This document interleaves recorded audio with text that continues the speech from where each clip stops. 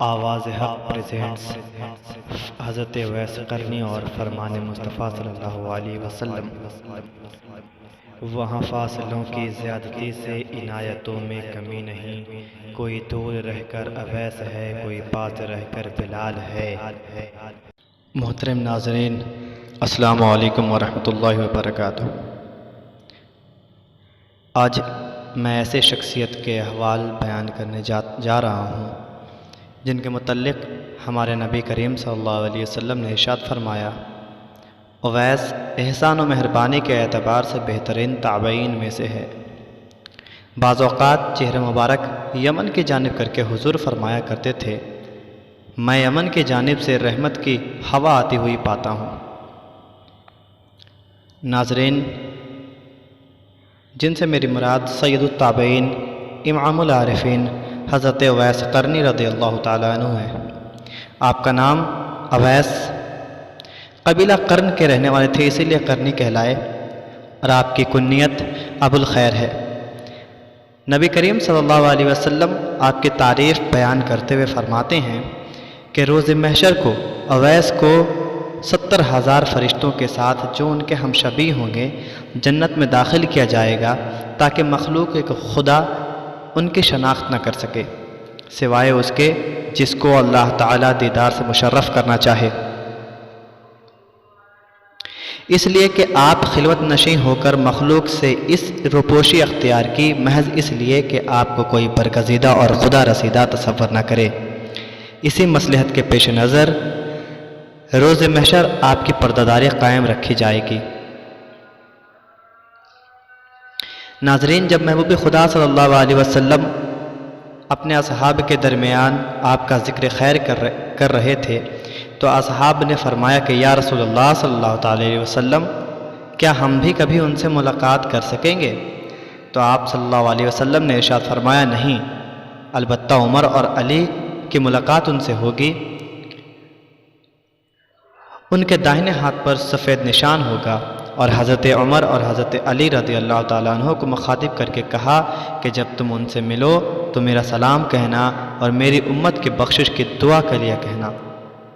چنانچہ دور خلافت راشدہ میں حضرت عمر اور حضرت علی کوفہ پہنچے اور اہل یمن سے آپ کے متعلق دریافت کرنے لگے۔ ایک شخص نے کہا، میں اس سے پوری طرح واقف تو نہیں، البتہ ایک دیوانہ ہے، بستی سے دور وادی میں اونٹ چرایا کرتا ہے، لوگوں کو ہنستا ہوا دیکھ کر روتا ہے، روتے ہوئوں کو دیکھ کر ہنستا ہے۔ چنانچہ حضرت عمر اور حضرت علی پہنچے تو حضرت اویس قرنی نماز میں مشغول تھے۔ جب آپ نماز سے فارغ ہوئے تو آپ سے آپ کا نام دریافت کیا گیا تو آپ نے جواب دیا، عبداللہ، یعنی اللہ کا بندہ۔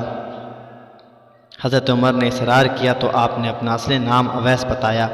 پھر حضرت عمر نے فرمایا کہ اپنا ہاتھ دکھائیے، تو حضور اکرم صلی اللہ علیہ وسلم کے بیان کردہ نشانی کو دیکھ کر حضرت عمر نے دست بوسی کی اور حضور کا لباس مبارک پیش کرتے ہوئے سلام پہنچا کر امت محمدی کے لیے دعا کرنے کا پیغام بھی دیا۔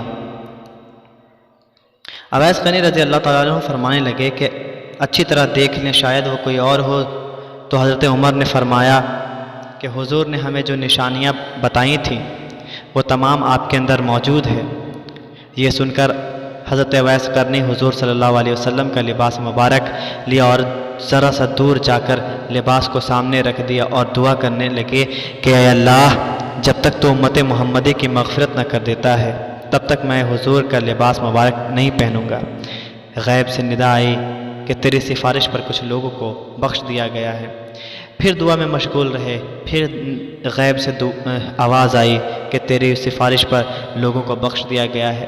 پھر دعا کی کہ یا اللہ، جب تک تو پوری امت کی مغفرت نہ کر دے تب تک میں اس لباس کو زیب تن نہ کروں گا۔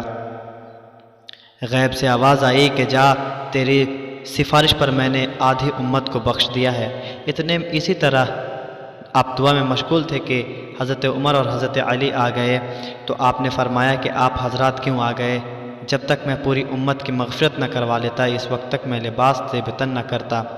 ناظرین کرام، حضرت اویس قرنی اور حضرت اویس قرنی نے حضرت عمر اور حضرت علی سے پوچھا کہ بتائیے، اگر آپ احباب نبی میں سے ہیں تو جنگ احد میں حضور صلی اللہ علیہ وسلم کا کون سا دانت مبارک شہید ہوا تھا؟ اور آپ لوگوں نے محبت نبی میں اپنے تمام دانت کیوں نہ توڑ ڈالے؟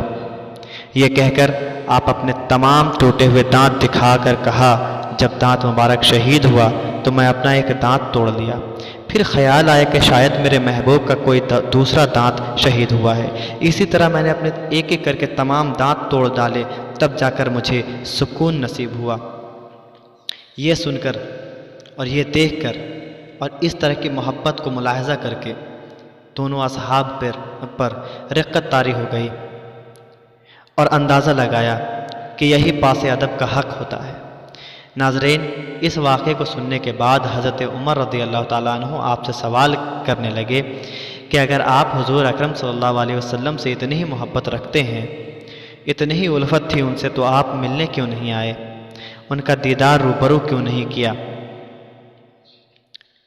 تو حضرت اویس قرنی نے کہا کہ آپ تو حضور کے ساتھ ایک مدت گزارے ہیں، آپ ان کے ساتھ نماز پڑھے ہیں، قیام کرے ہیں اور ان کے ساتھ کئی محاذوں پر بھی گئے ہیں، تو بتائیے کہ حضور کی بھویں کیسی تھیں؟ حضور کی بھویں کشادہ تھیں یا ملی ہوئی تھیں؟ یہ سن کر دونوں حضرات جواب دینے سے قاصر رہے۔ تو آپ رضی اللہ تعالیٰ عنہ نے فرمایا کہ میں بتاتا ہوں، جب کوئی میرے محبوب کا چہرہ دور سے دیکھے تو بھویں کشادہ معلوم ہوتی تھی، اور جب میرے حبیب کا چہرہ کوئی سامنے سے دیکھتا تو ملی ہوئی معلوم ہوتی تھی۔ اسی کو کسی شاعر نے کیا خوب کہا ہے کہ ان کے زلفیں نہیں رحمت کی کھٹا چھائی ہے، ان کے زلفیں نہیں رحمت کی کھٹا چھائی ہے، ان کے ابرو نہیں دو قبلوں کی یکجائی ہے، ان کے ابرو نہیں دو قبلوں کی یکجائی ہے۔ ناظرین، آپ کو یہ ویڈیو کیسا لگا ہمیں کمنٹ کر کے ضرور بتائیں۔ السلام علیکم۔